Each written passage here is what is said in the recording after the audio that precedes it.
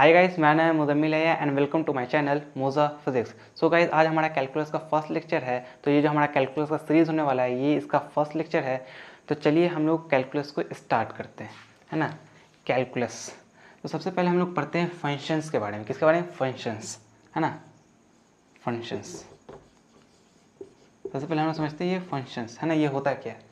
तो बेसिकली अगर मेरे को आपको समझाना है कि फंक्शंस के बारे में, है ना, तो मैं क्या कह सकता हूँ कि एक्सप्रेशन ऑफ एक्स, है ना, कि अगर मेरे पास कोई भी फंक्शन है, जैसे f as a function of x, f as, है ना, ये क्या है? मेरा फंक्शन ऑफ एक्स है ना, ये है मेरा फंक्शन ऑफ एक्स।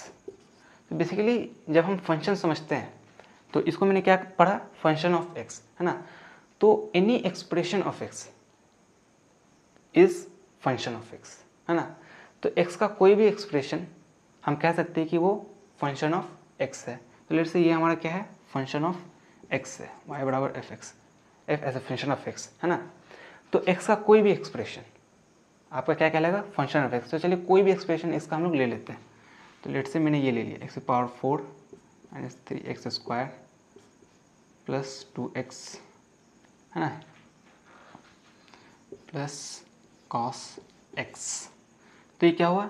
एक x का एक्सप्रेशन हुआ। तो क्या मैं कह सकता हूँ कि ये जो x का एक्सप्रेशन है ये हमारा फंक्शन ऑफ x है? कह सकता हूँ कि नहीं कह सकता हूँ? बिल्कुल कह सकता हूँ। तो ये क्या है? ये हमारा एक्सप्रेशन ऑफ x है, expression of x, expression of x, है ना। क्या हो जाएगा? हमारा फंक्शन ऑफ x। तो ये जो मेरा फंक्शन है ना, तो बेसिकली मैं क्या समझ रहा हूँ आपको? फंक्शन ऑफ एक्स समझा रहा हूँ। तो ये बेसिकली हमारा फंक्शन हुआ। तो बेसिकली एक्स की किसी भी वैल्यू पे, एक्स की किसी भी वैल्यू पे ये जो हमारा फंक्शन ऑफ एक्स है, या फिर जिसको मैं वाई कहता हूँ, वाई, ये जो हमारा वाई है वो एक यूनिक वैल्यू अटेन करेगा।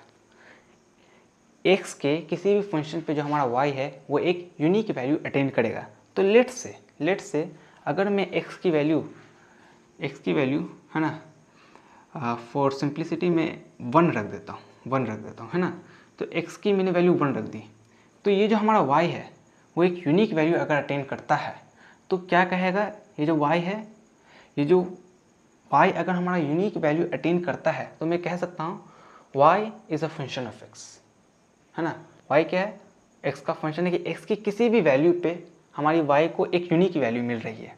तो basically when I talk about functions, so here we have an expression of x, जिसको हमने कह दिया फंक्शन ऑफ एक्स, जो क्या है हमारा एक्स का क्या है? फंक्शन है। एनी एक्सप्रेशन ऑफ एक्स, मतलब कि ये क्या है? हमारे एक्स का एक्सप्रेशन दे दिया, तो मैंने इसको कहता है, मैं कह रहा हूँ it is a function of x, जिसको मैंने वाई कहा, y is equal to function of x, तो जो कि बराबर इतने के। ये क्या है? एक्स का एक एक्सप्रेशन है। और मैं कहता हूँ कि अगर y is a function of x, function of x, if y is a function of x, है ना, it implies that at any value of x, y has a unique value. So basically what we did here, that we put x is equal to 1 and let's see what is the value of y. So y would have a unique value, है ना, y would attain a unique value. So basically here if we put x is equal to 1, so we would get fx is equal to 1 by power 4 minus 3 into 1 का square plus 2 into 1 plus cos 1, है ना। Further we move on, so we would get 1 minus 3 plus 2 plus cos 1, है ना, which is equals to 3 minus 3 plus cos 1, ही से 3 cut गया, which is equal to cos 1. So what I said here, that at any given value of x, if y attains a unique value, then we would say that y is a function of x. And what is a function of x? That expression of x. So what I said here कि मेरे पास क्या है? expression of x है, expression of x, x का ये क्या है?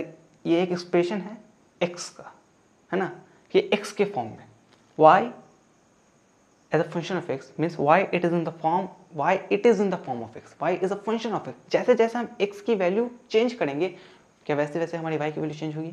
और इसकी वैल्यूज़ पे लेट से कोई भी वैल्यू रख देंगे तो y की हमें एक यूनिक वैल्यू मिलेगी। इसकी अगर जैसे वैल्यू चेंज करते जाएंगे वैसे वैसे हमें y की एक यूनिक वैल्यू मिलेगी। y की हमें कौन सी वैल्यू मिलेगी? एक यूनिक वैल्यू मिलेगी, है ना, एक यूनिक वैल्यू मिलेगी। तो इतना आपको समझ में आ गया। सो जैसा कि अभी तक हमने देखा कि y एक यूनिक वैल्यू अटेन करेगा फॉर एवरी x, मतलब हर x के लिए y का एक यूनिक वैल्यू होगा। तो अभी तक जो हमने समझा that y would attain a unique value for every x, so we can say that y is a function of x। y को हम x का फंक्शन कह सकते हैं क्योंकि y हर x की वैल्यू चेंज करेंगे तो y की वैल्यू भी चेंज होगी, और जैसे जैसे हम लोग x की वैल्यू चेंज करते जाएंगे वैसे वैसे y एक यूनिक वैल्यू अटेन करेगा। तो फॉर एवरी x और for any x y would take a unique value। So we can say here that y is a function of x। So let's talk about कि क्या हो कि अगर मैं x की वैल्यू चेंज करूं और y एक यूनिक वैल्यू अटेन नहीं करता है। अगर y एक यूनिक वैल्यू अटेन नहीं करेगा, एक यूनिक वैल्यू, है ना, कि अगर वो एक से ज़्यादा वैल्यू अटेन कर रहा होगा एट द सेम टाइम, तो हम नहीं कहेंगे कि y is a function of x। मेरे को यूनिक वैल्यू चाहिए किसी भी x के लिए, for any x I want a unique value of y। So we can say that the y is a function of x। For example, I would like to give you an example। तो example के तौर पे हम देखते हैं कि let's say मेरा कोई भी फंक्शन है ना, लेट्स से वाई स्क्वायर, है ना, बराबर x है। तो लेट्स से यहाँ पे हम लोग x की वैल्यू 4 रख देते हैं, x की वैल्यू 4 रख देते हैं, तो हमारी y की वैल्यू क्या आ जाएगी? y की वैल्यू, अगर मैंने यहाँ पे x की वैल्यू 4 रख दिया तो ये जो हमारा वाई स्क्वायर है, वाई स्क्वायर बराबर 4 है। अगर वाई स्क्वायर बराबर 4 है तो इसका मतलब क्या है कि y की वैल्यू या तो आपका 2 हो सकता है, y की वैल्यू या तो आपकी +2 हो सकता है या तो आपका -2 हो सकता है। तो क्योंकि अगर मैं x बराबर 4 रख दूंगा तो यहाँ पे y एक यूनिक वैल्यू अटेन नहीं कर रहा है, y +2 भी हो सकता है, y -2 भी हो सकता है, एक से ज़्यादा वैल्यू अटेन कर रहा है, मतलब एक से ज़्यादा वैल्यू की ये वाली वैल्यू भी अटेन कर सकता है, वो वाली वैल्यू अटेन कर सकता है, एक ही वैल्यू अटेन नहीं कर रहा है कि एक यूनिक वैल्यू, एक ही मेरे को एक यूनिक वैल्यू चाहिए कि भाई यही वैल्यू अटेन करे, इसके अलावा कोई वैल्यू अटेन नहीं कर सकता हो, मगर यहाँ पे इसके अलावा एक और वैल्यू अटेन कर सकता है। तो y की हमें एक यूनिक वैल्यू नहीं मिली, तो y is not a function of x। तो because we did not get an unique value of y, so y is not a function of x। तो यहाँ पे क्या है, यहाँ पे जो हमारी y है ना, हमारा जो x है, बेसिकली ये जो हमारा 4 था, 4 क्या था हमारा x था, 4 क्या था हमारा x था। तो यहाँ पे y की दो वैल्यूज़ हो सकती हैं, या तो +2 हो सकता है या तो -2 हो सकता है। तो हम कह सकते हैं कि यहाँ पे जो y है, ये जो हमारा y है, ये तो या तो हमारा √x हो रहा है ना, या तो हमारा -√x हो रहा है। तो मतलब कोई यूनिक वैल्यू हमें नहीं मिल रही है, या तो ये भी √x हो सकता है, तो y बराबर या -√x हो सकता है। तो चलिए ये तो हुई कि यहाँ पे हमने एक एग्जांपल दे दिया कि y is not a function of x, इसका मैंने एग्जांपल दे दिया। अब मैं आपको एक और एग्जांपल देता हूँ। एग्जांपल के तौर पे अगर मैं कहूँ कि y is equal to √x, तो क्या है ये जो y है, क्या वो x का फंक्शन है? क्या y is a function of x, है ना? Is y a function of x? क्या ये जो हमारा y है वो x का फंक्शन है? तो बिल्कुल यहाँ पे y हमारा x का फंक्शन होगा, क्योंकि यहाँ पे y एक यूनिक वैल्यू अटेन कर रहा है for every x, for any x की वैल्यू आप चेंज करते जाइए और हर वैल्यू के लिए y की कुछ ना कुछ एक यूनिक वैल्यू होगी। तो x की वैल्यू क्योंकि हम लोग चेंज करते रहेंगे, बिकॉज हम लोग x की वैल्यू चेंज करते रहेंगे, है ना, तो हमारी एक नई एक यूनिक y की वैल्यू, एक डिफरेंट y की वैल्यू हमें हर बार अटेन होगी और वो एक यूनिक होगी, वो एक लौती y की वैल्यू होगी जो हमारे को अटेन होगी। क्यों? क्योंकि y is equal to √x, तो यहाँ पे हमें एक यूनिक वैल्यू मेरे को y की मिल गई। तो ये तो क्राइटेरिया में बैठता है। यहाँ पे अगर मैं एक और एग्जांपल दूँ, y बराबर -√x, क्या ये y is a function of x? Is y a function of x in this case? Yes, in this case y हमारा इसका फंक्शन होगा, क्योंकि यहाँ पर भी जो क्या है, y एक यूनिक वैल्यू को क्या करेगा, अटेन करेगा for every x, for any x। तो यहाँ पे y क्या है, एक यूनिक वैल्यू को अटेन कर रहा है, that is y is to -√x। तो एक यूनिक वैल्यू को तो y को अटेन करना ही है, तो ये भी y is a function of x होगा। तो हम ये समझते हैं y is a function of x if y takes a unique value for any x। तो हम लिख सकते हैं कि y is a function of x, मगर उसके लिए कंडीशन है। कंडीशन क्या है? That it must attain a unique value for any x। तो मैं यहाँ पे लिख सकता हूँ y is a function of x. Y is a function of x. If it, है ना, if it attains a unique value, if it attains a unique value, है ना, for any x, for, तो ये आपका सिंपल सी क्या हो गई डिफिनेशन आ गई, फॉर एनी एक्स। तो ये तो हो गई हमारा फंक्शंस का, मैंने आपको एक बेसिक समझा दी कि भाई फंक्शन होता क्या है। अब हम बात करते हैं डोमेन की और बात करते हैं रेंज की। तो डोमेन और रेंज पे अब हम लोग चर्चा करते हैं ना। सो बेसिकली चलिए अब हम लोग डोमेन ऑफ फंक्शन और रेंज ऑफ फंक्शन को समझ लेते हैं। तो डोमेन ऑफ फंक्शन, है ना, हम बात करते हैं डोमेन ऑफ फंक्शन की। बेसिकली ये डोमेन ऑफ फंक्शन होता क्या है। तो डोमेन ऑफ फंक्शन को अगर मैं आपको समझाना चाहूँ तो डोमेन ऑफ फंक्शन को मैं इस तरह से समझाऊंगा कि set of all values of x for which f x is defined और f x is real. Set of all values of x for which f x is defined. तो मैं कहना क्या चाहता हूँ वो समझिए कि जो हमारा डोमेन ऑफ फंक्शन है और एक होता है हमारा range of function. Range of function, इसको अगर समझना चाहते हैं ऐसे ही समझ सकते हैं कि फंक्शन का रेंज। और ये डोमेन ऑफ फंक्शन होता क्या है, तो x की वो हर वैल्यू, डोमेन ऑफ फंक्शन का मतलब x की वो हर वैल्यू जिसके लिए f(x) डिफाइंड है।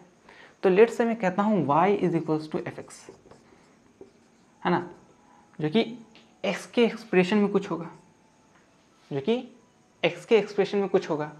तो मैं कहता हूँ वो x की वो हर वैल्यूज़ जिसके लिए हमारा क्या डिफाइंड है, f(x) डिफाइंड है। तो मैं x की वो हर वैल्यूज़ लूँगा जिसके लिए मेरा क्या डिफाइन होना चाहिए, f(x) डिफाइन होना चाहिए। मतलब जिसके लिए हमारा जो y है या फिर f(x) है वो डिफाइन होना चाहिए, अब वो रियल होना चाहिए। तो x की वो सारी वैल्यू जिसके लिए हमारा f(x) डिफाइंड है या हमारा f(x) रियल है उसको हम लोग कहते हैं डोमेन। मैं आपको एग्जांपल देके समझाऊंगा। अभी आप लोग डेफिनेशन पे जाइए, मैं आपको डेफिनेशन बता रहा हूँ, मैं आपको एग्जांपल से भी समझाऊंगा। तो x की वो सारी वैल्यूज़ जिसके लिए हमारा f(x) क्या है, डिफाइंड है, उसी को हम लोग कहते हैं डोमेन ऑफ फंक्शन। तो इतना समझ गए। तो डोमेन ऑफ फंक्शन हमारा होता क्या है, इसकी वो सारी वैल्यू जिसके लिए हमारा क्या f(x) क्या है, डिफाइंड है। तो मैं कह सकता हूँ y बराबर f as a function of x, कि x का, हाँ, कोई भी एक्सप्रेशन दिया हुआ है कि y क्या है, x के फॉर्म में है, y as a function of x, y is equal to as a function of x, है ना, फंक्शन ऑफ x, कि x का फंक्शन है कोई, y क्या है, y is a function of x, मतलब कोई भी x का एक्सप्रेशन दिया हुआ है। तो मैं कहता हूँ कि x की वो सारी वैल्यू जिसके लिए हमारा क्या डिफाइन होना चाहिए, y डिफाइन होना चाहिए। तो ये वाला जो पार्ट हो गया हमारा, ये हमारा डोमेन हो गया। और इस वाले पार्ट को हम लोग कह सकते हैं, ये डोमेन है तो ऑब्वियसली बात है, इसको हम लोग क्या बोलने वाले, रेंज। रेंज, तो डोमेन हमारा हो गया set of all values of y, set of all values of x। तो डोमेन ऑफ फंक्शन जिसको मैं कहता हूँ DOF, ये हो जाएगा set of all values of x for which f(x) is defined or real is called domain of function। तो ये हमारा हो जाएगा डोमेन ऑफ फंक्शन। तो x की वो सारी वैल्यूज कि यहाँ पर हमारा y है और y as a function of x, कि x का कोई भी फंक्शन दिया हुआ है। तो x की वो सारी वैल्यूज जिसके लिए हमारा y डिफाइन हो, जिसके लिए हमारा f(x) डिफाइंड हो, कि f(x) क्या होना, डिफाइन होना चाहिए, मतलब f(x) नॉट डिफाइंड नहीं होना चाहिए, f(x) शुड बी डिफाइंड। तो f(x) की वो सारी वैल्यूज या फिर x की वो सारी वैल्यूज, है ना, कोई भी x का फंक्शन दिया हुआ है उसमें जो x की जितनी भी वैल्यूज आप ले सकते हैं वो सारी वैल्यूज आप ले लीजिए, मगर वो सारी वैल्यूज जिसके लिए f(x) क्या होना चाहिए, डिफाइन होना चाहिए, तो वो हमारा क्या कहलाएगा, डोमेन ऑफ फंक्शन। अब एक होता है हमारा range of function. Range of function क्या होता है, रेंज ऑफ फंक्शन, इसकी भी डेफिनेशन मैं आपको बता देता हूँ। रेंज ऑफ फंक्शन, मैं आपको एग्जांपल भी दूंगा इसका। रेंज ऑफ फंक्शन मतलब होता है set of all values that f(x) attain. f(x) मतलब y। तो डोमेन तो हमारा ये हो गया कि कोई भी x का फंक्शन दिया हुआ उसमें हमने x की कोई भी वैल्यू ले ली, इसकी वो सारी वैल्यूज़ हम ले लेते हैं जिसके लिए हमारा एफ एक्स डिफाइंड है। तो डोमेन वो होता है जिसमें हम लोग इसकी सारी वैल्यू ले लेते हैं, वो सारी वैल्यूज़ जिसके लिए हमारा क्या है, एफ एक्स डिफाइंड है। रेंज क्या होता है, रेंज होता है वो सारी वैल्यूज़ जो हमारा एफ एक्स अटेन करता है, मतलब जो हमारा एफ एक्स अचीव करता है, जो हमारा एफ एक्स को मिलता है, जो हमारे एफ एक्स को मिलता है, वो सारी values set of all values, कहाँ लिखा है, सेट ऑफ ऑल वैल्यूज़, ये set of all values that F x attain. मैं आपको एग्जांपल देता हूँ रेंज ऑफ फंक्शन का। तो ये हमारा, आप कह सकते हैं ये क्या होगा, हमारा हो गया रेंज हो गया, और ये वाला पार्ट हो गया हमारा डोमेन। तो मैं आपको एग्जांपल के तौर पे लिखता हूँ एक एग्जांपल में मैं आपको देता हूँ y is equal to 1/x। तो मैं अब आपसे पूछूंगा कि ये जो हमारा फंक्शन दिया हुआ है, ये जो हमारा फंक्शन दिया हुआ है, इसका आप क्या निकालो, डोमेन निकाल दो, डोमेन।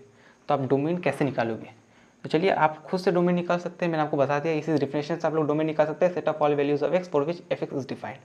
तो मेरे को अगर डोमेन निकालना हो तो डोमेन के लिए मैं सबसे पहले सोचूंगा कि हम यहाँ पे हमारा एक्स दिया हुआ है, तो एक्स की मैं वो सारी वैल्यूज ले लेता हूँ जिसके लिए हमारा ये जो एफ एक्स है, ये जो हमारा फंक्शन है, that should be defined, that should be real. तो इसकी मैं कौन सारी वैल्यूज़ लूँ जिसके लिए हमारा ये जो y is equals to f x है वो रियल हो और वो डिफाइंड हो। तो इसकी वैल्यू मैं 1 भी ले सकता हूँ, फिर भी रियल वैल्यू आएगी y की। इसकी वैल्यू मैं 2 भी ले सकता हूँ, 3 भी ले सकता हूँ। तो इसकी मैं बहुत सारी वैल्यू ले सकता हूँ, मगर मैं x की एक वैल्यू नहीं ले सकता, है ना। इनफाइनाइट वैल्यूज ले सकता हूँ बट मैं x की एक वैल्यू नहीं ले सकता। और वो वैल्यू क्या है, मैं x की वैल्यू 0 नहीं ले सकता, क्योंकि अगर मैंने x की वैल्यू 0 ली, आप खुद सोचिए कि अगर मैंने x की वैल्यू 0 ले ली तो ये जो हमारा फंक्शन है, ये जो हमारा फंक्शन है वो डिफाइन ही नहीं होगा, क्योंकि 1/0 is not defined, is not defined. तो ये जो हमारा y है वो डिफाइन ही नहीं होगा, that is y is equals to not defined. हमारा जो फंक्शन डिफाइन होना चाहिए, तो हमारा जो f(x) है वो डिफाइन ही नहीं होगा। तो y, तो क्योंकि हमारा f(x) डिफाइन नहीं होगा तो इसलिए हम x की वैल्यू 0 नहीं रख सकते। तो हम जब डोमेन निकालेंगे, तो डोमेन जब निकालेंगे तो मैंने डोमेन का डेफिनेशन बताया, set of all values of x, x की वो सारी वैल्यू जिसके लिए हमारा f(x) डिफाइन है। तो इस डोमेन में हम सारी वैल्यूज ले सकते हैं x की, मतलब और रियल नंबर्स, बस एक को छोड़ के, और वो क्या है, 0। तो हम कह देंगे r माइनस करली ब्रैकेट में 0। तो ये क्या डिनोट कर रहा है कि ये क्या हो गया, हमारा डोमेन हो गया, इस फंक्शन का क्या हो गया, डोमेन हो गया, इस फंक्शन का हमारा क्या हो गया, डोमेन हो गया। इसका डोमेन क्या हो गया, ऑल रियल नंबर्स एक्सेप्ट 0, कि 0 के अलावा सारे रियल नंबर्स हमारे क्या हो जाएंगे, डोमेन हो जाएंगे, क्योंकि 0 के अलावा हर रियल नंबर पे हमारा y डिफाइंड है, हमारा f(x) डिफाइंड है। तो set of all values x for which f(x) is defined. तो इतना आपको समझ गया है डोमेन की ये बात थी। अब हम निकालेंगे रेंज। रेंज क्या होता है, range again set of all values that f(x) attain, कि वो सारी वैल्यूज जो f(x) अटेन कर सकता है, वो सारी वैल्यूज जो f(x) पा सकता है। तो हम लोग निकालेंगे रेंज। क्या निकालेंगे, रेंज। तो रेंज बराबर हमारा क्या हो जाएगा, रेंज बराबर हमारा हो जाएगा, रेंज बराबर हो जाएगा तो हमारा y क्या क्या अटेन कर सकता है, हमारा y ऑल, तो रेंज बराबर हमारा हो जाएगा ऑल रियल नंबर्स एक्सेप्ट 0। 0 के अलावा ये सारी वैल्यूज़ क्या कर लेगा, अटेन कर सकता है, सारी रियल वैल्यूज़ ये अटेन कर सकता है, सारी डिफाइंड वैल्यू ये अटेन कर सकता है। जिसको हम लोग अगर इंटरवल के फॉर्म में लिखना चाहे तो ऐसे भी लिख सकते हैं। इंटरवल के फॉर्म में अगर लिखना चाहे तो कैसे लिख सकते हैं इसको, इंटरवल के फॉर्म में, है ना। तो मैं इसे लिख सकता हूँ -∞ से, है ना, -∞ से -1, है ना, और यूनियन 1 से लेके, है ना, 1 से लेके, ये क्या है, स्क्वायर ब्रैकेट, है ना, 1 से लेके इन्फिनिटी तक। तो मैं इसको ऐसे भी लिख सकता हूँ। तो ये तो हमारा डोमेन ऑफ फंक्शन और रेंज ऑफ फंक्शन। अब चलिए हम लोग दूसरा टॉपिक स्टार्ट करते हैं।